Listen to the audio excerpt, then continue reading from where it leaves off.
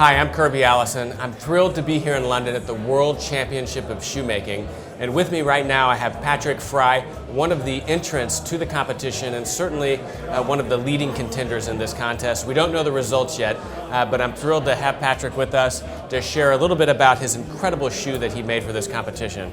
Patrick, it's so great to meet you. I have to say, without revealing too much, that this was absolutely one of the shoes that everyone was really struck by yesterday. Talk to us about this shoe. So clearly your inspiration for this shoe was this kind of the zenith of shoemaking, really kind of paying homage to, the great shoemakers that you were in such love with of the late 19th and early 20th century. Talk us through, what was challenging, what's special? Yeah, absolutely. What is it that you would only see in a shoe from the late 19th century? Yeah, let's start with the shape. The competition shoes in former days, never ever a foot would enter there because it's artificial forms, shapes. And that's what I aim to do, not too much that you don't think it's strange what's happening there, but there never ever a foot would enter because it's very narrow in the waist. So that was first. So first you were thinking as you were carving the last, Exactly. What type of shoe do I want to realize, Actually, imagining it? Yeah, I thought in Tim Burton. Really? When I did the shoe. If you know these like Corpse Bride or other animation films of him, he always has these pictures of 19th century, but exaggerated, longer, skinnier. Yeah. And I thought of that to make the shoe very long, skinny, but not unrealistic. Yeah, exactly. That was the shape, and then I had several ideas for the upper, and I decided just to, this form is repeating very often in the shoe, and I like it on many of my shoes to have these triangles. Yeah. You see the lacing is, it stops before the quarter or vamp, the vamp, like there's no seam on the back, and the lacing stops here. It goes around more or less everywhere. Beautiful cap toe. It's very easy to see, kind of the beautiful elegance of the design, but without revealing too much, that design elegance also extends to the bottom of the shoe, and I think, I was particularly struck whenever I turned it over. I said, wow. Just the brass nails here is really reminiscent of the work that you would see in old samples from John Lobb. But the beveled waist and kind of exaggeration, but and even look at the brass toe plate. Polished to a high shine. Wow. But then this kind of shape that you were speaking of, kind of echoing, all the way down the shoe itself. So, talk to us a little bit, and then even just the stitching here. For one, it's a very, it's a much narrower sole, but also stitched much more finely than what you would find in.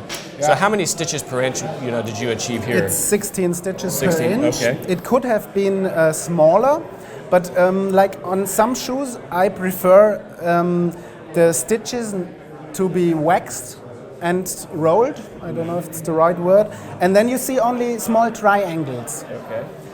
But for this shoe, I decided to that you can still see the thread. That's what I really like. If you take a close look, and you can still see the structure of the linen thread. Yeah. And then, again, this incredibly beveled waist. What was your? This what I really like on my fiddle waist is that they don't stop the clear. Kind of line or the shape. Clear line and shape here. This is not only painted, but you feel that it's everywhere. You have this shape, and this is not colored. The whole shoe has no color on it. It's just ironed. The wax is just burned into the leather, and so here the wax is burned onto this edge, and so that makes it that clear, everything.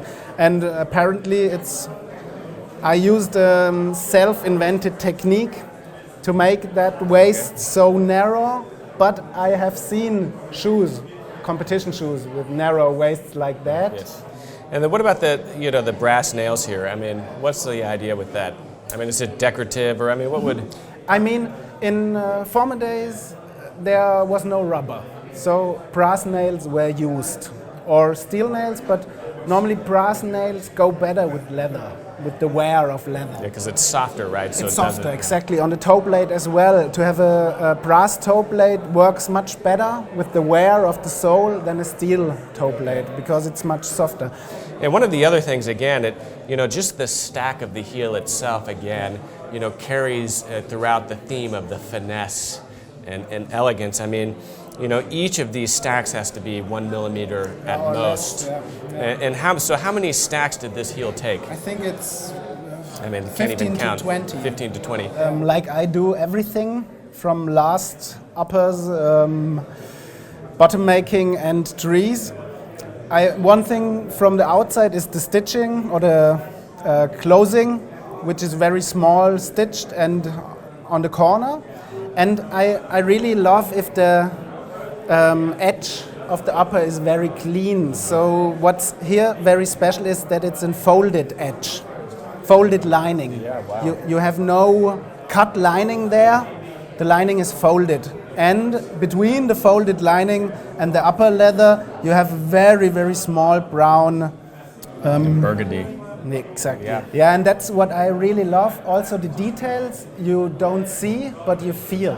Like often you have on the edges like another edge or a step, and that gives the sharpness to the shoe, and nobody notices really, but then you have this strong line which really gives the shape, finesse.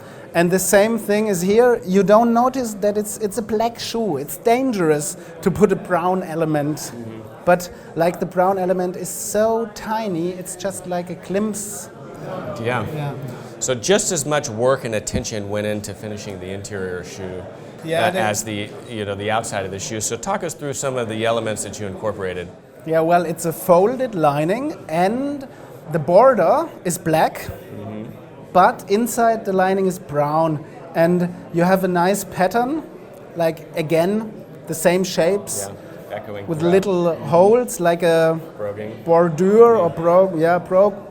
I mean, but it almost looks like it continues from here up, so there's no seam at the base of the heel that you would otherwise feel. Is that right, or am I just? Yeah, there's no seam at the base, and the leather sole, I don't know the English word, which the insole? On the insole, is also folded. Normally you just skive it and put it in, but here it's folded all around, and also the arrow you see on the inside is made with a special technique, because it's on the same level than everything. It's not underneath the insole, it's like a relief.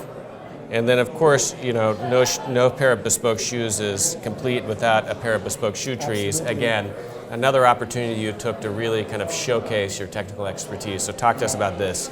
Well, the tree, I cut it myself. Not the shoe tree, but the cherry tree. Oh, really? Yeah. Like 4 or 5 years ago. Okay.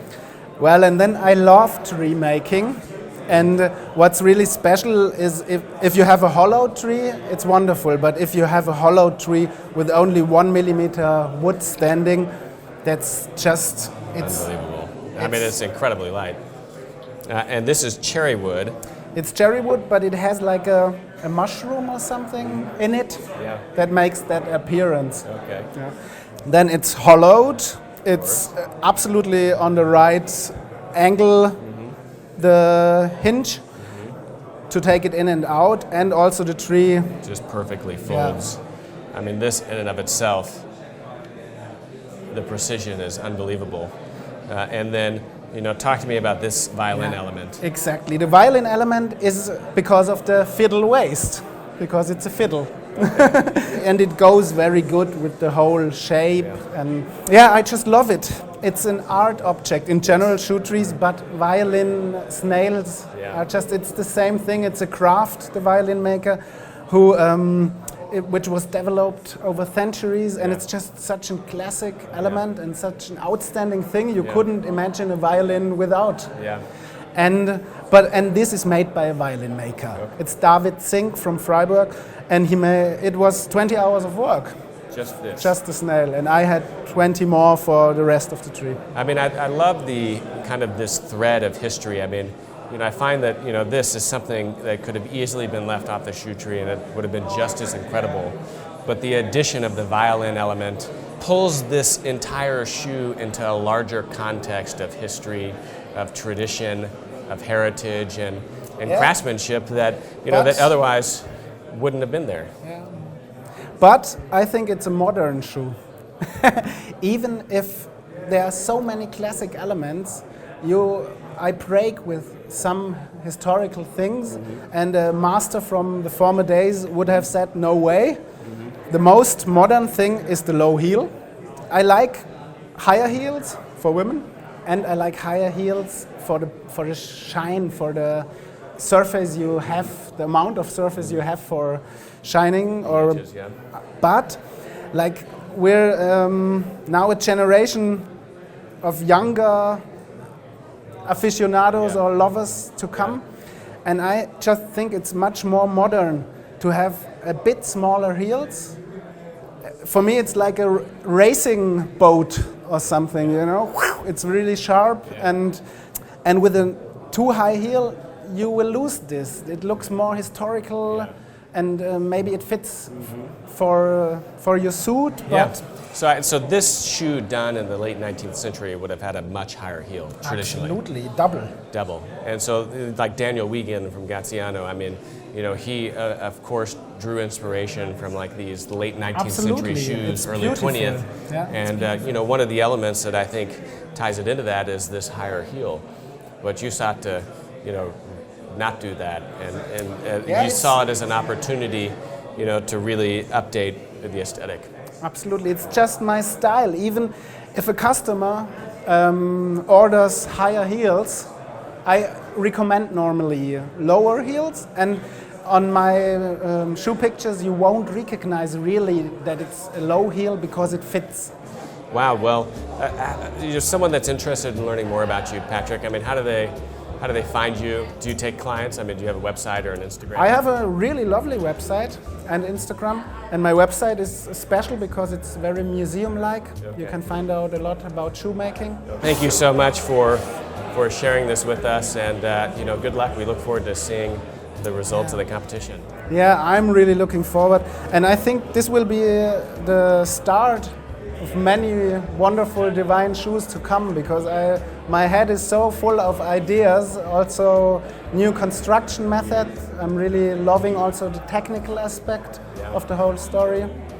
We'll see what comes. Yeah, absolutely. Well, we hope to see more of you, in the near future, and continue to share this story. It's been incredible.